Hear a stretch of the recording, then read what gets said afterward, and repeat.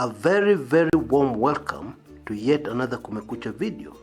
Information and analysis that is very difficult to find anywhere else.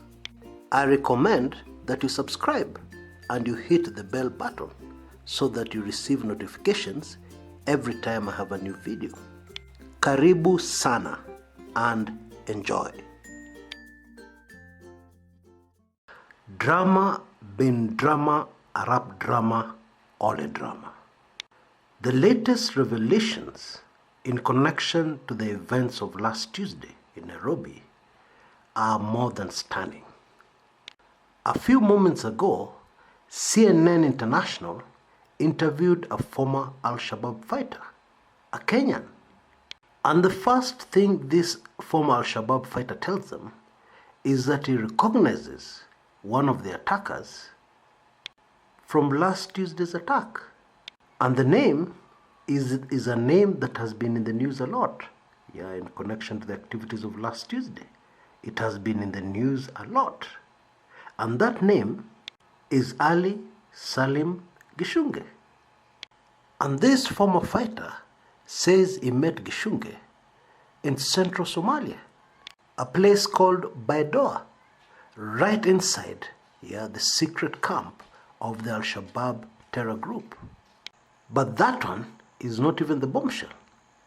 The bombshell is as follows. Gichunge belonged to Al-Shabaab's intelligence unit, the Amniyat. Folks, that small bit of information has very far-reaching implications. Very far-reaching. What is intelligence? Intelligence is gathering information. Intelligence is spying. And the chief objective of this spying is to neutralize, to subdue your enemies.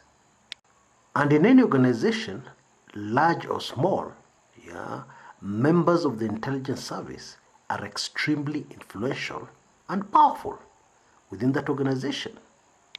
And indeed, within that country, if we're talking about a country's intelligence service.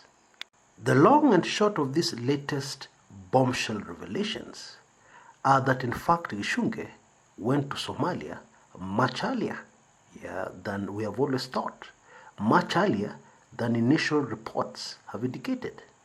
Now we know that Gichunge has been around Nairobi for some time, for a couple of months. He was staying in the Ruai area together with his wife, a self-confessed Al-Shabaab member, Violet Kemundo Omoyo. Indeed, we know Gichunge has been in and out of Kenya over the years, mostly secretly. And this man is an intelligence officer, for the Al-Shabaab terror group. What this means is that as a country, we are looking for a man of Somali origin or Somali descent, for our suspicions to be raised, for us to be alert, over anything to do with a terror attack. In fact, we are focusing on the Isli area, when looking for enemies. But actually, our enemy's intelligence service is right inside amongst us. Not in Isli, where there's a large population of Somalis, but amongst us, speaking like a typical Kenyan. Kenyan slang, Kenyan Kiswahili, Kenyan English, and they belong to the social pages Kenyans belong to. Kilimani Moms and Dads, a very popular Kenyan Facebook page, or group, and so on and so forth. Now that kind of person can very quickly, very effectively gather intelligence for enemies. And they can continue doing so for a very long time without us ever raising an iota of suspicion against them. All along, we have all believed that people who get radicalized are just a few crazy kids in Mombasa, who then cross the border to Somalia for training. And we say to ourselves, shauri yao, those guys will not impact us in a major way. However, for the very first time, we have proof that some of these people are radicalized, are sent back to live amongst us. and to betray us. It is easy to see how they can carry weapons undetected to a targeted area, an area targeted for a terrorist attack. Who in 100 years will suspect a typical Kenyan? Nobody. It is now crystal clear that for us to defeat our enemies, we must start with stopping the radicalization of our young people, or limiting it to the very minimum. Now, I know some of us must be asking the question, how does an ex-Shabaab fighter talk to CNN? How does that happen? Right inside Kenya. Well, there was at some time back, a couple of years ago, when there was a general amnesty on all Kenyans who had been indoctrinated into Al-Shabaab and who wanted to return home. They had a window of opportunity to return, get rehabilitated, and face no consequences for their actions of betrayal to their nation, Kenya.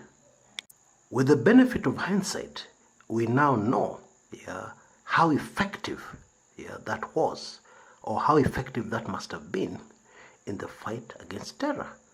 They come back with very useful intelligence that our security people can use, because they've been right inside the Al-Shabaab camp. They've been trained. There is also no doubt that they gave our security people very useful information on how the whole radicalization process is done, the methods used. So that is how this young man exists. But he fears for his life, because there's already been one attempt, since he got back. There's already been one attempt to kill him, of course, by the Al-Shabaab people. And so these days, he lives in hiding, constantly watching his back. And he says Gichunge is one of the people who interviewed him as he joined the group, asking him questions like, why did he want to join? Why was he joining Al-Shabaab? Now, there's been a very deep mystery and very many question marks over the fate of Gichunge himself after the activities or events of last Tuesday.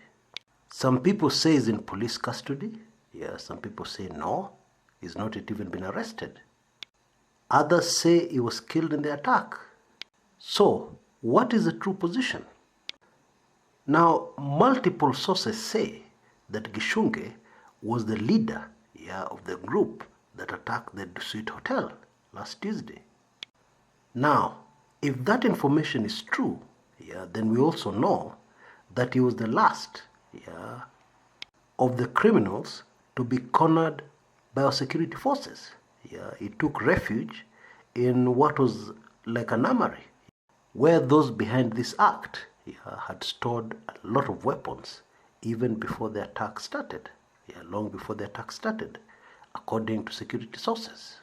And we also know that his body is not amongst those that have been displayed of terrorists so far, of the criminals killed by our security forces. He's not there. Now, multiple sources have also confirmed that a body believed to be that of Gichunge was taken to the mortuary last Friday, Friday 18th January, that is 3 days after the attack. And I believe this particular report is credible, which means Gichunge is no more. However, the huge question lingers. Why was his body taken on Friday, when all the other attackers were dealt with by Wednesday? Now, this suggests that Gichunge may have been taken alive.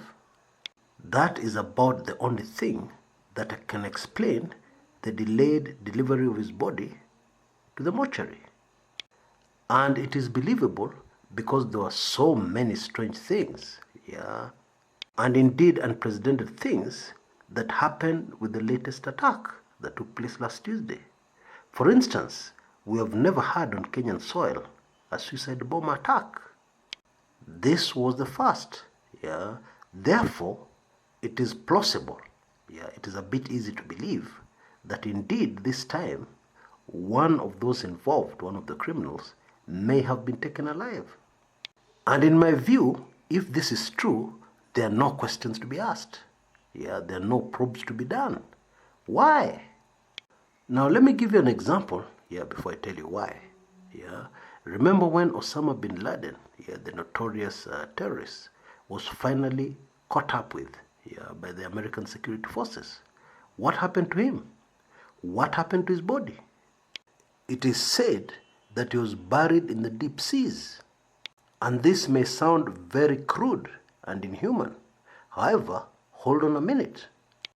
This was a war situation, and Osama bin Laden was an enemy combatant. And in a war situation, the rules dramatically change. Bin Laden murdered thousands of innocent Americans.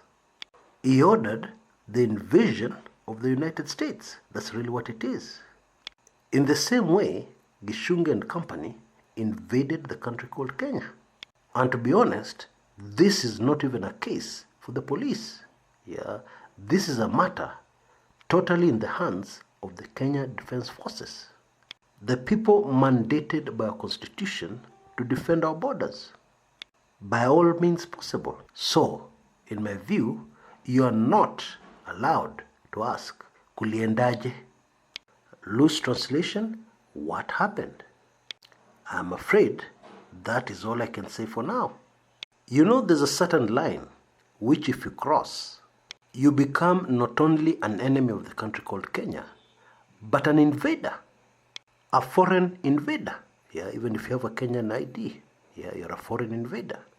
You come into the country, heavily armed, and you start killing people. Now that is like attacking a military installation, of the country called Kenya. What you're doing is that you're trying to weaken the country Kenya so that you people invade that country and take it over. That's really what you're doing.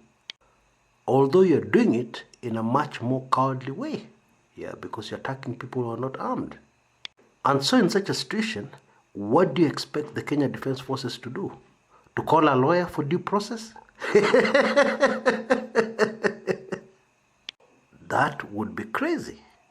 The correct and expected response of our military and our security is to wipe out that threat to the country. Period. And if that enemy combatant is badly wounded, then there's nothing wrong with trying to get as much intelligence information from them, even as they die.